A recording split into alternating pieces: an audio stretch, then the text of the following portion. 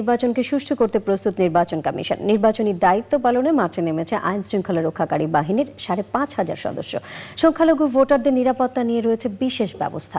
নারায়ণগঞ্জ প্রতিনিধিকে সাথে নিয়ে তরিকুল ইসলামের তোলা ছবিতে সোমা ইসলামের রিপোর্ট। মঙ্গলবার সকাল ৮টায় থেমে গেছে সব ধরনের প্রচারণা। নারায়ণগঞ্জ ৫ আসনের নির্বাচনকে সুষ্ঠু করতে এবার মূল চ্যালেঞ্জ নির্বাচন কমিশন এবং প্রশাসনের। সকাল থেকে নির্বাচনী এলাকায় টহলে নেমেছে আইন শৃঙ্খলা রক্ষাকারী বাহিনী।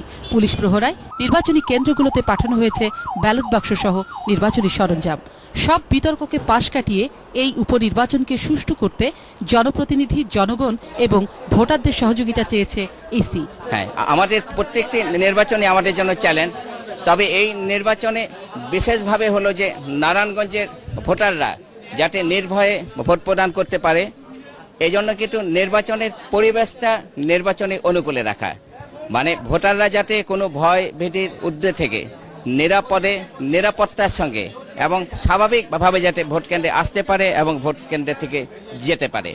ইসির পাশাপাশি নির্বাচনকে নতুন চ্যালেঞ্জ হিসেবে নিয়েছে প্রশাসন। নিরপেক্ষতার শতভাগ প্রমাণ দিতে প্রস্তুত আইন শৃঙ্খলা বাহিনী। আমরা তো যে কোনো চ্যালেঞ্জ প্রতিনিয়ত নিয়ে অভ্যস্ত।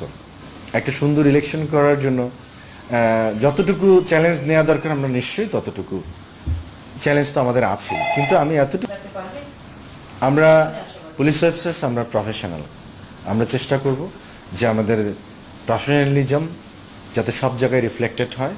আমরা আমাদের দায়িত্ব সুন্দরভাবে পালন করব, যাতে একটা সুষ্ঠু পরিবেশ, একটা সুন্দর পরিবেশ থাকে এবং আমাদের উপরে যে অর্পিত দায়িত্ব সেটি যেন আমরা সুন্দরভাবে পালন করি।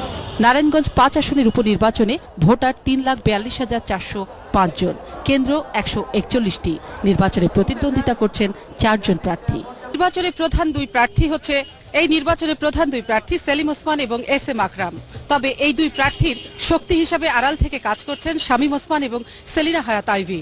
তাই এই নির্বাচনকে যে প্রার্থী জিতে যাক না কেন, এখানকার জনগণ মনে করছে নির্বাচনে প্রার্থীদের জয় পরাজয়ের উপরেই নির্ভর করছে শামীম ওসমান এবং সেলিনা হায়াত আইভীর মর্যাদা এবং শক্তি পরীক্ষা। নারায়ণগঞ্জ থেকে সোমা ইসলাম, চ্যানেল আই।